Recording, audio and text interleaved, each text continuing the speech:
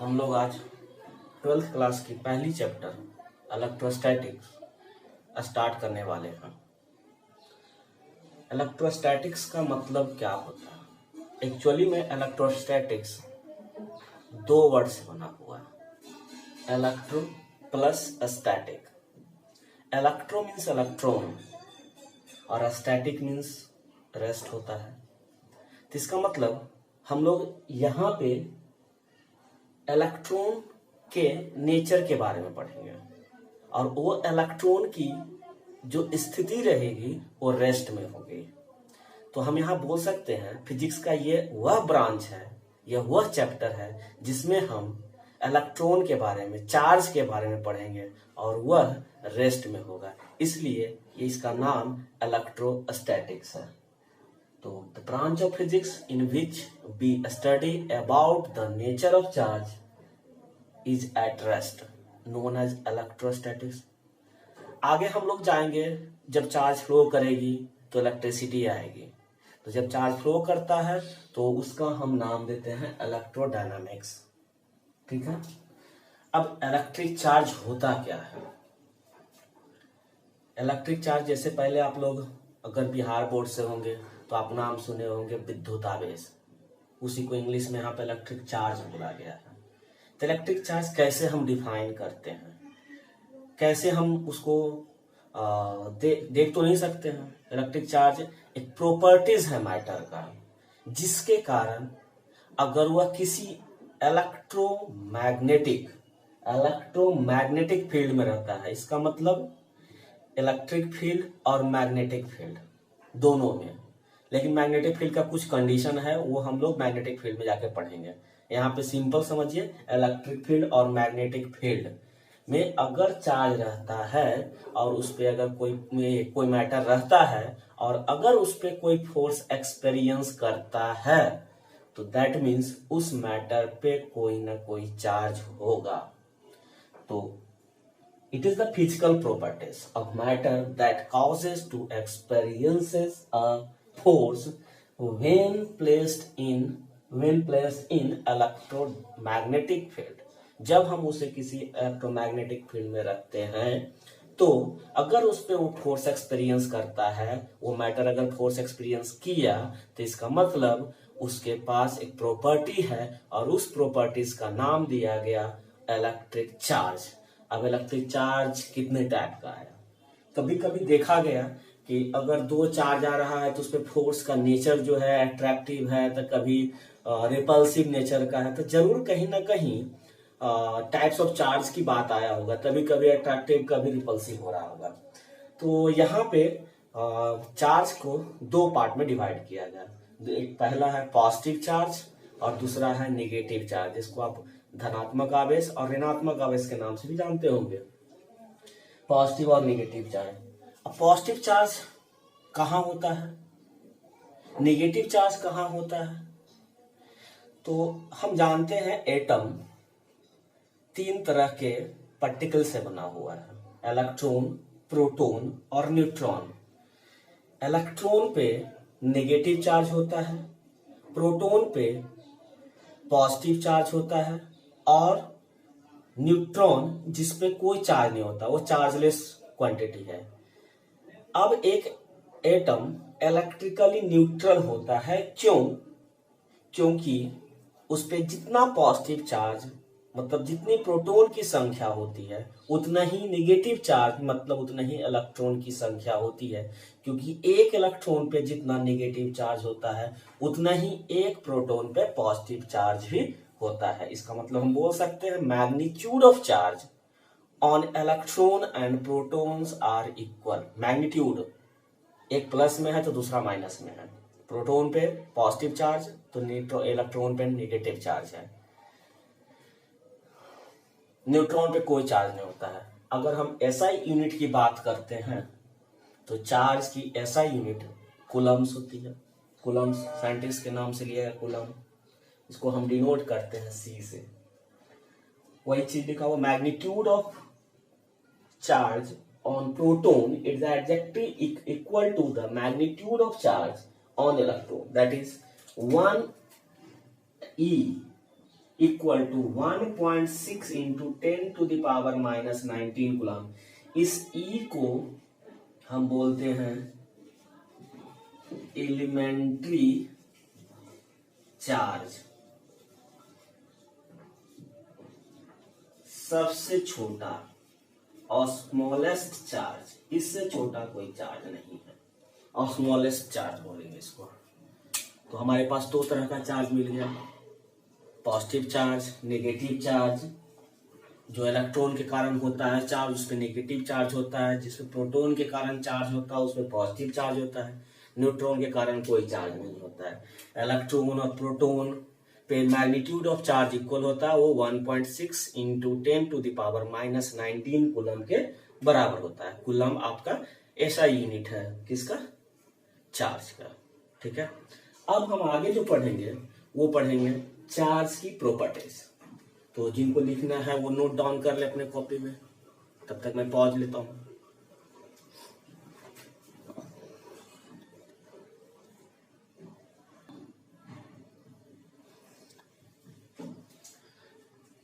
अब हम देखते हैं प्रॉपर्टीज ऑफ चार्ज। चार्ज की प्रॉपर्टीज क्या क्या होती है।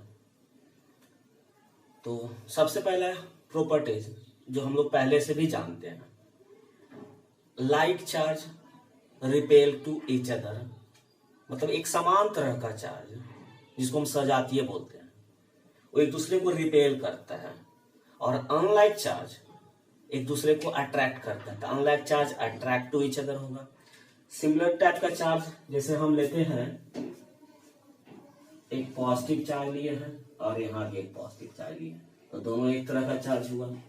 तो ये दोनों एक दूसरे को रिपेल करेगा, मतलब ये इस पे फोर्स लगाएगा और ये इस पे इधर फोर्स लगाएगा, तो एक दूसरे पे रिपेल कर रहा है। जब चार्ज का नेचर क्या है, एक जैसा है, हो सकता है दोनों नेगेटिव भी हो सकता है, तो ये दोनों रिपेल करेगा।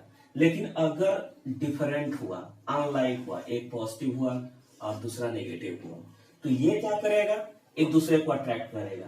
ये नेगेटिव चार्ज पॉजिटिव चार्ज को अपनी तरफ खींचेगा कुछ फोर्स लगा के, और उतने ही फोर्स ये पॉजिटिव चार्ज इस नेगेटिव चार्ज को अपनी तरफ खींचेगा। तो जैसे हम देख रहे हैं क्या कि अगर चार्ज का नेचर सेम है, इसका मतलब वो लाइक चार्ज है, तो ये क्या कर रहा है, रिपेल कर रहा है, दूसरे से दूर जा रहा है। लेकिन अगर चार्ज का नेचर अलग अलग हुआ तो एक दूसरे को क्या करेगा, अट्रैक्ट करेगा कुछ फोर्स लगा के। वो कितना फोर्स लगाता है वो हम आगे देखेंगे कूलम्ब लॉ में। ठीक है, दूसरी प्रॉपर्टीज क्या है, एक स्केलर क्वांटिटी है, कुछ मैग्नीट्यूड होता है, इसलिए एक स्केलर क्वांटिटी है, इसका कोई डायरेक्शन वगैरह नहीं होता है, तो ये स्केलर क्वांटिटी हुई। अब तीसरी प्रॉपर्टी होता है कि चार्ज हमेशा क्वांटाइज्ड फॉर्म में होता है, उसका नेचर है क्वांटाइज्ड होना, मतलब किसी भी बॉडी पे वो चार्ज अगर है तो integral multiple of elementary charge के बराबर होगा। Integral multiple of elementary charge, integral multiple of elementary charge, e के बारे में बोले थे हम, एलिमेंट्री चार्ज होता है, तो एन यहाँ इंटीजर्स होगा, integral multiple of E. The charge on any body will be some integral multiple of E।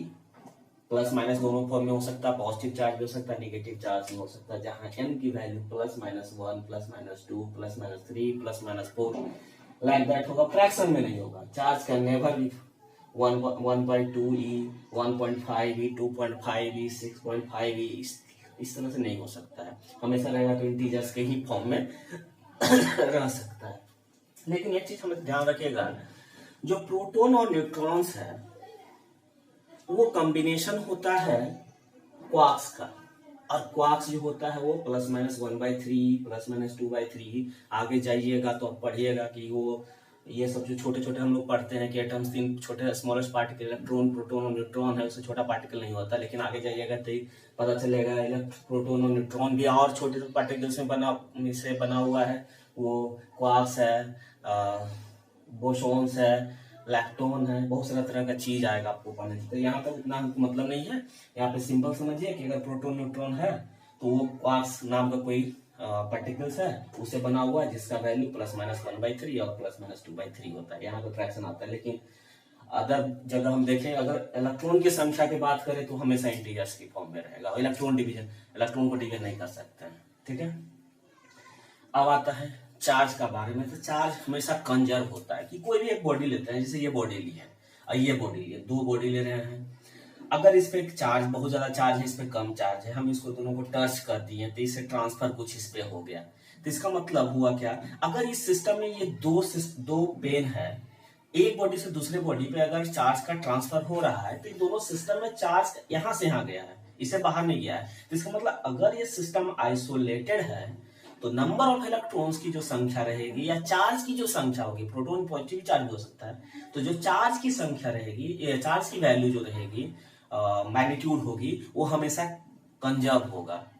Charge neither be create nor be destroy, it only can transfer from one body to another body. हम एक body से दूसरे body में transfer करते हैं। अगर system isolated है तो हमारा चार्ज ही कंजर्व होगा।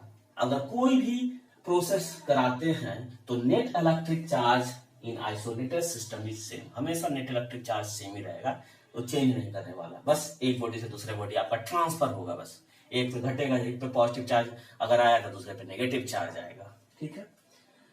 नेक्स्ट प्रॉपर्टीज पे आते हैं, 5 नंबर प्रॉपर्टीज पे, कि अगर एक चार्ज रेस्ट पे रखा हुआ है, a charge particle at rest, तो वो प्रोड्यूस करता है अपने चारों तरफ एक फील्ड जिसका हम नाम देते हैं इलेक्ट्रिक फील्ड। जब रेस्ट पे होता है तो चार्ज प्रोड्यूस करता है इलेक्ट्रिक फील्ड, विद्युत क्षेत्र, ठीक है। लेकिन जब वो मोशन में होता है तो मोशन में दो तरह से हो सकता है, एक्सेलरेटेड और अनएक्सेलरेटेड। मतलब एक्सेलरेशन कर भी सकता है, नहीं भी कर सकता है, मतलब नहीं करने का मतलब कांस्टेंट वेलोसिटी से चलेगा, ठीक है। तो अगर अनएक्सेलरेटेड है, मतलब कांस्टेंट वेलोसिटी से अगर चलता है चार्ज पार्टिकल, तो वो इलेक्ट्रिक फील्ड भी प्रोड्यूस करेगा और मैग्नेटिक फील्ड भी प्रोड्यूस करेगा। दो चीज सीखे, अगर चार्ज रेस्ट में है तो सिर्फ इलेक्ट्रिक फील्ड, अगर चार्ज कांस्टेंट वेलोसिटी से चल रहा है तो इलेक्ट्रिक फील्ड भी और मैग्नेटिक फील्ड भी प्रोड्यूस करेगा। अब बात आता है, अगर एक्सेलरेशन हो गया पार्टिकल्स का तो क्या होगा। तो अगर पार्टिकल्स, चार्ज पार्टिकल्स एक्सेलरेट करता है तो इलेक्ट्रिक फील्ड प्रोड्यूस करेगा, मैग्नेटिक फील्ड भी प्रोड्यूस करेगा, साथ में अमाउंट ऑफ एनर्जी रेडिएट करेगा in the form of electromagnetic wave. Electromagnetic wave के फॉर्म में कुछ एनर्जी रेडिएट करेगा, है ना, radiated energy in the form of electromagnetic wave के फॉर्म में।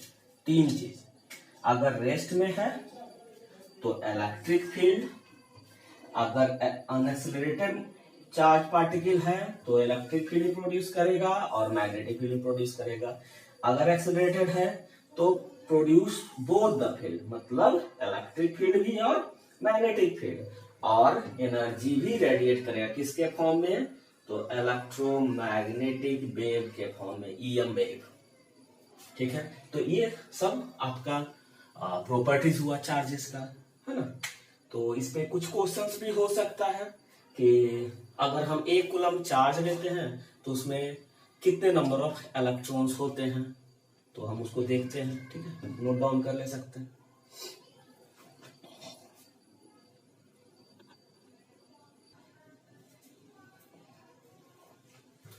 तो आपके पास एक क्वेश्चन है, how many electrons are in -1 coulomb of charge.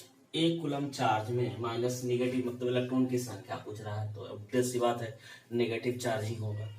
तो 1 कूलम नेगेटिव चार्ज में कितने इलेक्ट्रॉन की संख्या होती है।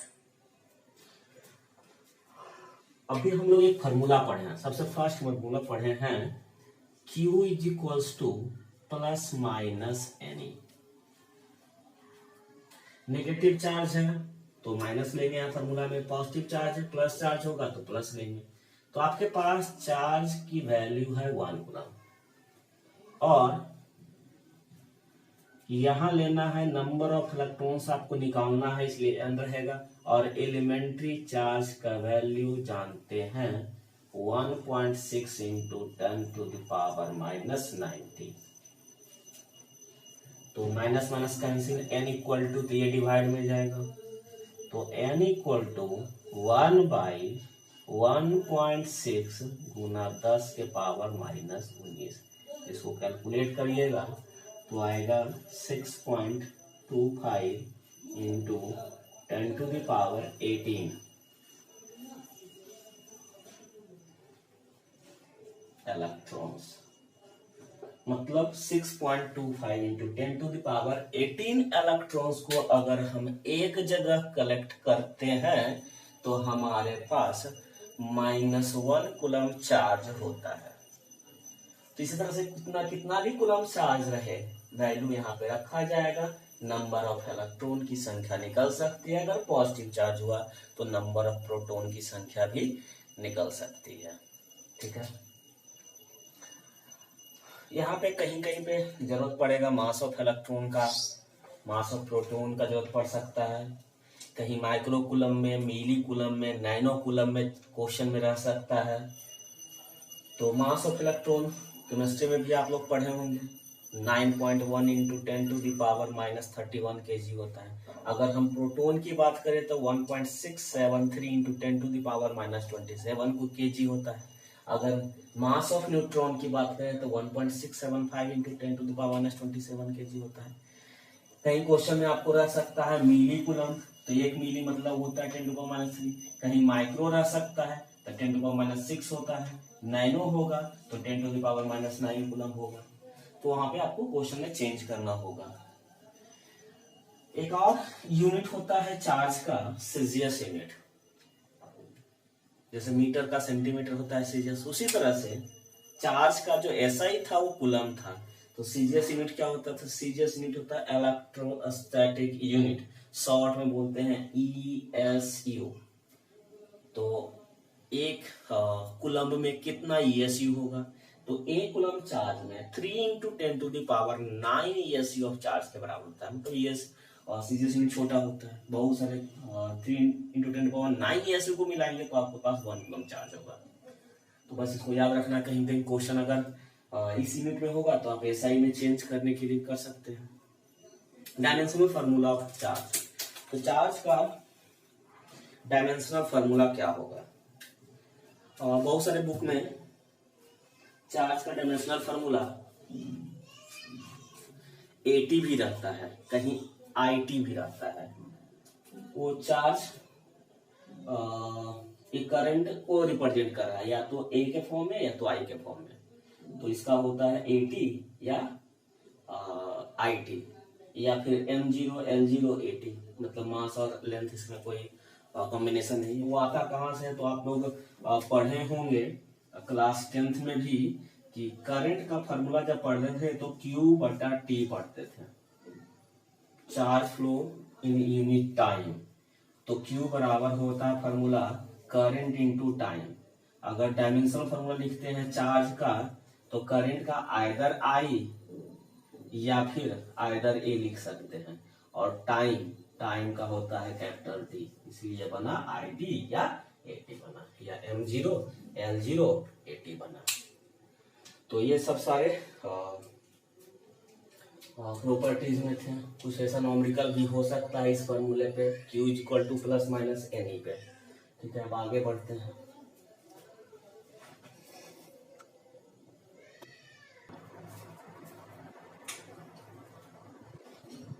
जब हम इलेक्ट्रोस्टैटिक्स थ्योरी को पढ़ने जा रहे हैं तो वहाँ सब्सटेंस को के बारे में पढ़ेंगे। तो वहाँ पे हम सब्सटेंस को 3 भाग में बांटते हैं, पहले भी आप लोग पढ़े हैं, कंडक्टर, इंसुलेटर और सेमीकंडक्टर। सेमीकंडक्टर आपके लिए नया होगा।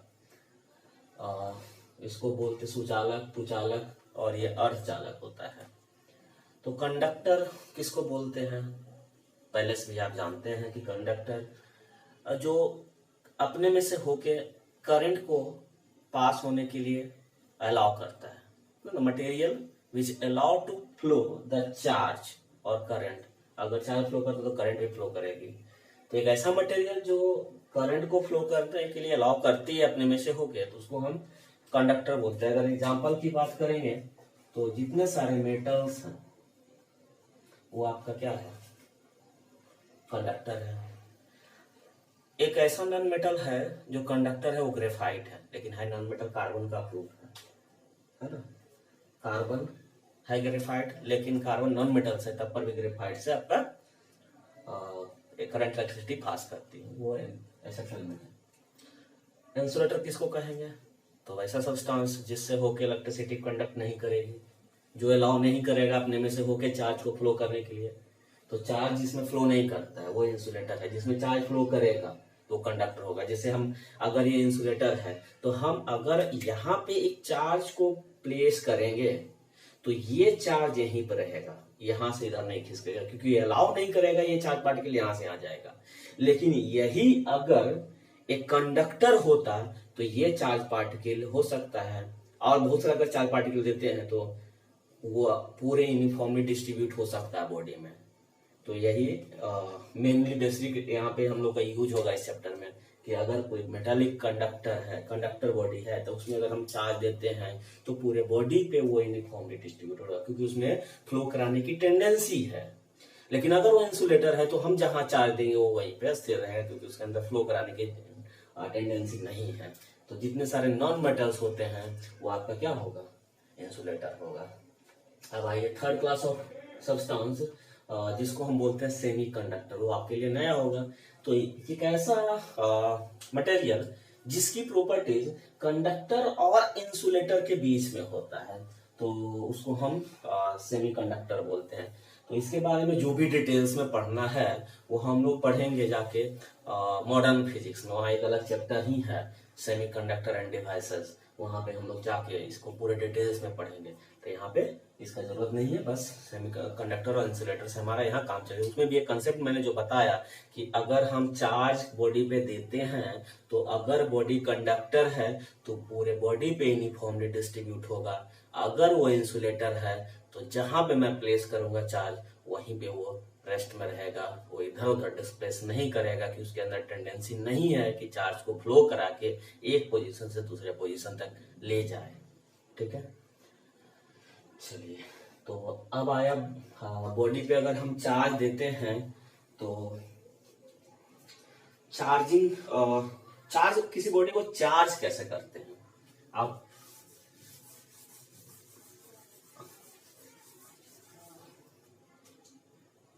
अगर हमें एक बॉडी को चार्ज करना है, चार्जिंग ऑफ बॉडी, तो आइदर हम उसमें पॉजिटिव चार्ज ला सकते हैं या नेगेटिव चार्ज ला सकते हैं। तो पॉजिटिव चार्ज और नेगेटिव चार्ज, एक बॉडी है, अभी ये न्यूट्रल है, तो ऐसा तो है नहीं कि ये न्यूट्रल बॉडी है तो इस पे कोई चार्ज नहीं है। चार्ज है, लेकिन जितना बॉडी में उतना ही प्रोटॉन भी है, इसीलिए न्यूट्रल है। नंबर ऑफ इलेक्ट्रॉन और नंबर ऑफ प्रोटॉन की संख्या बराबर है, तो ये न्यूट्रल है। अब इस बॉडी को हमें चार्ज करना है। अगर हमें बोला जाए कि आप इस पे नेगेटिव चार्ज लाइए, इस पे नेगेटिव चार्ज लाइए इस बॉडी पे, तो अभी देखिए 1 2 3 4 5 6 इलेक्ट्रॉन है, 1 2 3 4 6 प्रोटॉन है, मतलब जितना पॉजिटिव जितना नेगेटिव वो न्यूट्रल हुआ। तो इसमें नेगेटिव चार्ज आना है, मतलब इलेक्ट्रॉन की संख्या बढ़ाना पड़ेगा। हम प्रोटॉन की संख्या में कोई छेड़छाड़ नहीं कर सकते हैं। क्यों? क्योंकि प्रोटॉन न्यूक्लियस में लाई करता है, वो न्यूक्लियस में है और उसको हम डिसऑर्डर में नहीं कर सकते, या फिर न्यूक्लियस को छेड़छाड़ नहीं कर सकते, उससे उतना एनर्जी हम लोग के पास नहीं है। तो जो भी छेड़छाड़ करना वो इलेक्ट्रॉन करना है, तो इलेक्ट्रॉन नेगेटिव चार्ज लाना है तो इलेक्ट्रॉन की संख्या बढ़ाना पड़ेगा। मतलब हम बाहर से मान लेते हैं इस पे 2 इलेक्ट्रॉन और दे दिए, तो अब इस बॉडी पे 1 2 3 4 5 6 7 8, लेकिन प्रोटॉन की संख्या 6 ही रहेगी। की संख्या बॉडी बढ़ गई तो इस पे क्या हो गया, ये नेगेटिव चार्ज से हो गया, इस पे नेगेटिव चार्ज आ गया, जो इलेक्ट्रॉन की संख्या हमने इसमें ऐड दिया, बाहर से दे दिया। अगर कोई बोलता इस बॉडी पे पॉजिटिव चार्ज लाइए, तो आप क्या करते हैं, हम इससे कुछ भी 2 1 3 कुछ भी आप बाहर निकाल लेते हैं 3 इलेक्ट्रॉन, इस बॉडी से 3 इलेक्ट्रॉन बाहर निकाल दें तो बचता कितना 3, लेकिन प्रोटॉन की संख्या 6 ही रहेगा। तो इस बॉडी पे कैसा आ गया +3e चार्ज, इस पे आ गया -2e, मतलब ये हो गया पॉजिटिव चार्ज बॉडी। तो यहाँ पे क्या किए हैं, इलेक्ट्रॉन रिमूव किए हैं। हम बॉडी से में अगर इलेक्ट्रॉन ऐड किए तो नेगेटिव चार्ज की संख्या बढ़ गई तो उस पर नेगेटिव चार्ज आ गया। हम इस बॉडी पे से इलेक्ट्रॉन निकाल दिए, तो जितना इलेक्ट्रॉन निकाले उतना ही के बराबर पॉजिटिव चार्ज ज्यादा हो गया, है ना। 3 बैलेंस करेगा, 3 एक्स्ट्रा रह जाएगा, +3 चार्ज हो गया। यहाँ पे 2 एक्स्ट्रा डाल दिए तो -2 हो गया, 5 एक्स्ट्रा डाल दिए तो -5 होता, ठीक है। तो जितना भी एक्स्ट्रा इलेक्ट्रॉन डालिएगा उतना ही निगेटिव चार्ज आएगा इस पे। जितना एक्स्ट्रा इस पे पॉजिटिव निगेटिव चार्ज से रिमूव करेंगे उतना ही इसमें पॉजिटिव चार्ज डेवलप करेगा। तो इस तरह से इसका मतलब हम बोल सकते हैं कि किसी भी बॉडी को अगर चार्ज करना है तो आप उसमें इलेक्ट्रॉन या तो ऐड करना होगा या तो उस इलेक्ट्रॉन रिमूव करते हैं। तो अगर किसी बॉडी से इलेक्ट्रॉन हम निकालते हैं तो उस पर पॉजिटिव चार्ज आता है, रिमूव करते हैं तो पॉजिटिव चार्ज डेवलप करता है। अगर हम उसमें इलेक्ट्रॉन ऐड करते हैं तो उस पर नेगेटिव चार्ज डेवलप करता है। और भी बहुत सारे तरीके हैं जो हम लोग को पढ़ना है, एनसीईआरटी में भी जाइएगा तो चार्जिंग ऑफ बॉडी का 3 तरह से है, charging by induction, charging by conduction and charging by rubbing या फ्रिक्शन बोल सकते हैं, और चार्जिंग बाय कंडक्शन बोल सकते हैं, चार्जिंग बाय इंडक्शन बोल सकते हैं। तो कंडक्शन और इंडक्शन पहले रबिंग वाला देखते हैं। तो बचपन में भी आप लोग देखे होंगे कि अगर हम किसी प्लास्टिक को पेन से अगर हम बाल में अगर रगड़ते हैं तो रगड़ने के बाद अगर छोटे छोटे टुकड़े के पास ले जाते हैं आप तो देखते होंगे कि वो स्मॉल पीसेस ऑफ पेपर को अपनी तरफ अट्रैक्ट करता है। तो इस पे कुछ न कुछ चार्ज आया है फ्रिक्शन के कारण, रबिंग करने घर्षण के कारण। इससे चार्ज नेचर डिपेंड करता है कि आप किस तरह के मटेरियल से एक दूसरे को रबिंग कर रहे हैं, है ना। तो अगर हम हेयर के साथ इसको रबिंग किए होंगे तो कुछ अमाउंट ऑफ इलेक्ट्रॉन अगर इससे निकल के हेयर पे गया होगा तो हेयर पे नेगेटिव चार्ज आ गया होगा और इस पे पॉजिटिव चार्ज आ गया होगा। या फिर अगर हेयर से निकल के इस पे इलेक्ट्रॉन गया होगा तो हेयर पे पॉजिटिव, इस पे नेगेटिव चार्ज आ गया होगा। तो जितना अमाउंट ऑफ इस पे पॉजिटिव, इस पे उतना ही अमाउंट इस पे नेगेटिव आएगा। तो हम बोल रहे थे कि रबिंग के कारण, तो किसी भी बॉडी को अगर एक बॉडी को दूसरे बॉडी के साथ अगर रबिंग करते हैं तो वहां पे हम देखते हैं कि एक बॉडी दूसरे बॉडी को अट्रैक्ट कर रहा है, ठीक है। अब जैसे क्या करते हैं, दोनों सेम तरह का हम बॉडी ले रहे हैं, दोनों पेन ही है, प्लास्टिक का ही एक जैसा है, सब कुछ नेचर सेम है। दोनों को एक साथ रबिंग करते हैं और दोनों को पास में लाते हैं तो देखते एक दूसरे को रिपेल कर रहा है। इसका मतलब दोनों पे सेम तरह का चार्ज आया होगा तभी एक दूसरे को रिपेल कर रहा है ना। कोई और बॉडी को लाए, उसको अगर ये किसी अदर बॉडी के साथ रबिंग किए, उस पर कोई चार्ज आया, उसको साथ में लाए तो हो सकता है अट्रैक्ट कर सकता है, उस पर डिपेंड करेगा उस पर क्या चार्ज डेवलप किया है। तो इसका मतलब कि हम किसी बॉडी को चार्ज कर सकते हैं वो रबिंग के द्वारा, फ्रिक्शन के कारण उसमें हम चार्ज डेवलप करा सकते, डेवलप नहीं करा सकते, एक्चुअली एक बॉडी से दूसरे बॉडी में ट्रांसफर होता है, बस सिंपल से यही बात है। तो हम फ्रिक्शन के कारण हम चार्ज को ट्रांसफर कर सकते हैं। अब charging by conduction, charging by conduction क्या होता है?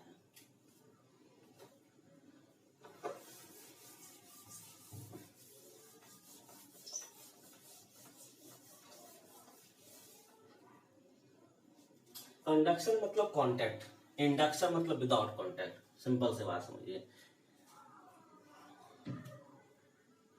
अगर एक बॉडी है और इस पे अभी ये अभी न्यूट्रल, कोई भी चार्ज नहीं है, न्यूट्रल है, सिंपल। ये मेटल का है, मेटल स्फीयर है, सिंपल हम लेके रखे हैं इसको, किसी इंसुलेटेड स्टैंड पर रख दिया गया है, इससे कोई कंडक्शन नहीं होगा अर्थ में। हम एक बाहर से नेगेटिव चार्ज रॉड ला रहे हैं, इस पे, इस चार्ज पे नेगेटिव चार्ज है, ये नेगेटिव चार्ज है, इस पे कोई चार्ज नहीं है। तो अभी तो इस पे कोई चार्ज नहीं था, लेकिन जैसे ही इसको अगर हम कांटेक्ट में लाएंगे तो ये कुछ अमाउंट ऑफ नेगेटिव चार्ज इस स्फीयर को देगा, कांटेक्ट में आएगा तो कुछ चार्ज यहाँ पे ट्रांसफर होगा। जैसे आप मोबाइल चार्ज करते हैं, बैटरी चार्ज करते हैं, तो क्या होता है, इलेक्ट्रिसिटी हम उसमें देते हैं, तो एक्चुअली में वहां इलेक्ट्रॉन की कमी होती है, चार्ज की कमी होती है, तो चार्ज फ्लो करके वो स्टोर करता है।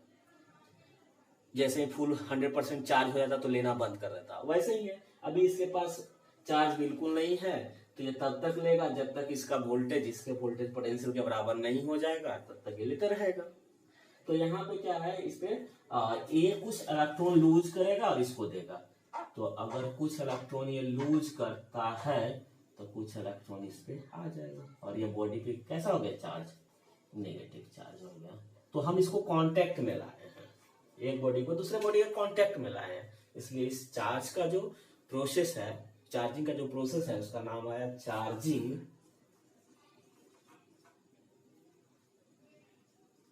बाय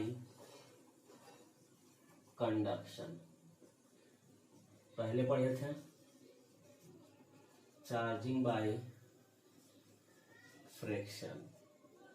तो यहां कंडक्शन मतलब टच करेगा, एक चार्ज बॉडी दूसरे अनचार्ज बॉडी में टच करता है तो अपना चार्ज को ट्रांसफर करेगा और उस बॉडी को भी चार्ज कर देगा। तो यहाँ पे अगर हम निगेटिव चार्ज रॉड लाए थे तो इस बॉडी पे नेगेटिव चार्ज हो गया। अगर आप पॉजिटिव चार्ज बॉडी लाते हैं तो इसमें पॉजिटिव चार्ज ट्रांसफर होता है। तो सिंपल सा बात है, एक चार्ज बॉडी कांटेक्ट में आया दूसरे बॉडी के बीच में, तो दूसरे बॉडी पे भी कुछ चार्ज आ गया। अब आता है चार्जिंग, तीसरा मेथड है charging by induction without touch, मतलब बिना टच किए हुए। कैसे किसी बॉडी में हम चार्ज डेवलप करा सकते हैं, तो उसका भी तरीका है।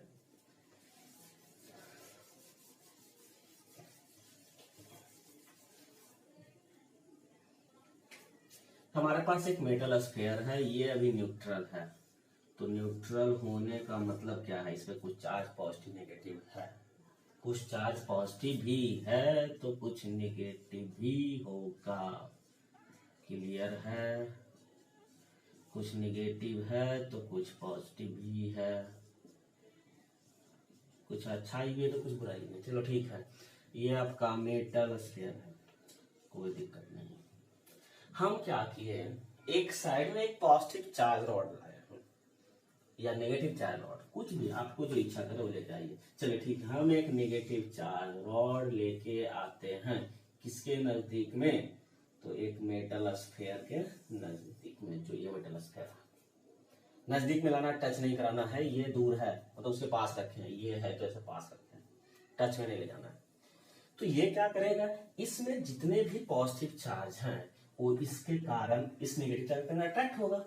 तो ये पॉजिटिव चार्ज अट्रैक्ट हो गया, पॉजिटिव चार्ज अट्रैक्ट हो गया, अट्रैक्ट हो गया, अट्रैक्ट हो गया, नेगेटिव चार्ज को रिपेल कर देगा।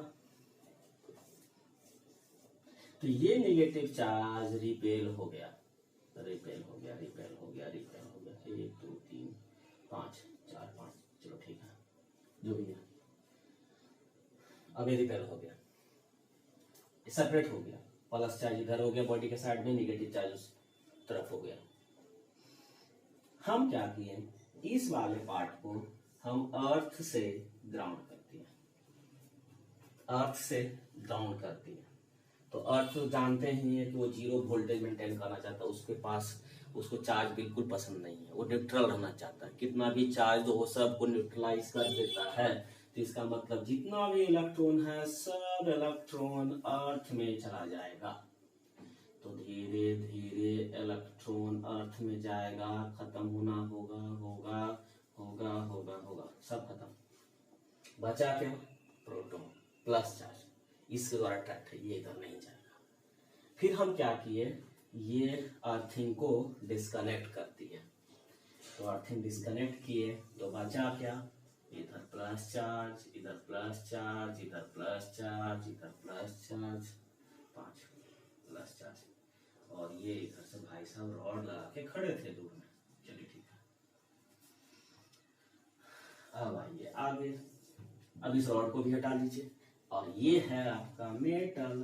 तो मेटल में हम जानते हैं ये कंडक्टर है, चार्ज यूनिफॉर्मली डिस्ट्रीब्यूट होता है, जैसे ही हम हटाएंगे इस पे कोई फोर्स नहीं लगेगा और पूरे मेटल पे चार्ज यूनिफॉर्मली डिस्ट्रीब्यूटेड हो जाएगा।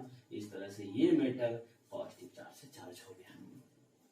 तो हम क्या किए, जो चार्ज रॉड था उसको विदाउट कांटेक्ट, विदाउट टच किए हुए हम क्या किए, इस बॉडी पे चार्ज ला दिए। तो यहाँ पे हम लोग 3 तरह का 3 प्रोसेस पढ़े, charging by friction, charging by conduction, charging by induction. Friction में रबिंग करते हैं, कंडक्शन में टच करते हैं, और इसमें विदाउट टच हम किसी बॉडी पे चार्ज डेवलप कर सकते हैं। तो एक क्वेश्चन आता है,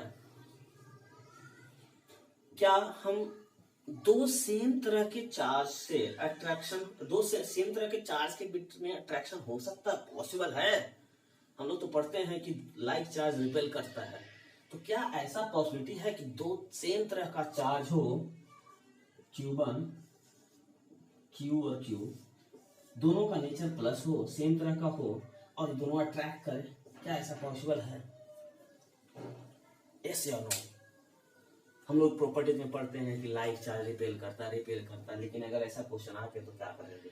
हाँ, तो पॉसिबल है, लेकिन कब? जब ये चार्ज की मैग्नीट्यूड बहुत ज्यादा होगी दूसरे चार्ज से। ये पॉसिबल है कब? जब सेम चार्ज अट्रैक्ट करेगा, कब? जब एक चार्ज की वैल्यू बहुत ज्यादा है in comparative to the other charge, दूसरे चार्ज के रिस्पेक्ट में अगर बहुत ज्यादा है तो अट्रैक्ट कर सकता है। एक और क्वेश्चन आता है, क्या अगर हम किसी बॉडी को चार्ज करते हैं तो उसमें मास का कोई इफेक्ट आता है? मास उसका बढ़ेगा घटेगा? यस, अगर हम किसी बॉडी को चार्ज करते हैं तो मास इफेक्ट आएगा। एक बॉडी पे हम नेगेटिव चार्ज लाए, तो नेगेटिव चार्ज कैसे आएगा? तो हम इलेक्ट्रॉन को ऐड किए होंगे, कुछ एक्स्ट्रा इलेक्ट्रॉन ऐड किए होंगे, तब इस पे आया होगा नेगेटिव चार्ज। तो ऐड कर रहे हैं इलेक्ट्रॉन का कुछ ना कुछ मास होता है, तो इसलिए मास चेंज करेगा और मास क्या हो जाएगा? इंक्रीज कर जाएगा। लेकिन अगर हम इस पे पॉजिटिव चार्ज लाते हैं, इसका मतलब इलेक्ट्रॉन को हम क्या करते हैं? रिमूव करते हैं, बाहर निकालते हैं, तो कुछ मास घट जाएगा, इसलिए मास डिक्रीज कर जाएगा। तो कोई भी बॉडी को अगर हम चार्ज करते हैं तो उसके मास में चेंजिंग आती है, वो इंक्रीज भी कर सकता है, डिक्रीज भी कर सकता है। अगर उस पर नेगेटिव चार्ज है तो मास बढ़ गया क्योंकि इलेक्ट्रॉन लिया है, और अगर मास डिक्रीज किया है मतलब वो इलेक्ट्रॉन डोनेट किया होगा, इलेक्ट्रॉन छोड़ा होगा, मतलब इलेक्ट्रॉन की संख्या घटी है तो मास भी घटा होगा, तो मास डिक्रीज कर गया। तो कोई भी चार्ज बॉडी अपना मास चेंज कर सकता है क्योंकि वो उस एडिशन ऑफ इलेक्ट्रॉन और रिमूवल ऑफ इलेक्ट्रॉन होता है, और इलेक्ट्रॉन के पास कुछ न कुछ छोटा ही मास है, लेकिन है तो मास। ठीक है, तो हम लोग नेक्स्ट जो वीडियो में देखेंगे वो देखेंगे कूलम्ब्स लॉ। तो जो हम लोग जान रहे थे, अभी पढ़ रहे थे कि लाइक चार्ज एक दूसरे को अट्रैक्ट करता है, अनलाइक चार्ज रिपेल करता है। तो अब बात आता है कि कितना फोर्स से वो एक दूसरे को अट्रैक्ट करता है, कितने फोर्स से एक दूसरे को रिपेल करता है। तो हम लोग नेक्स्ट लेक्चर में देखेंगे, कूलम्ब्स लॉ से देखेंगे। Thank you for watching this video.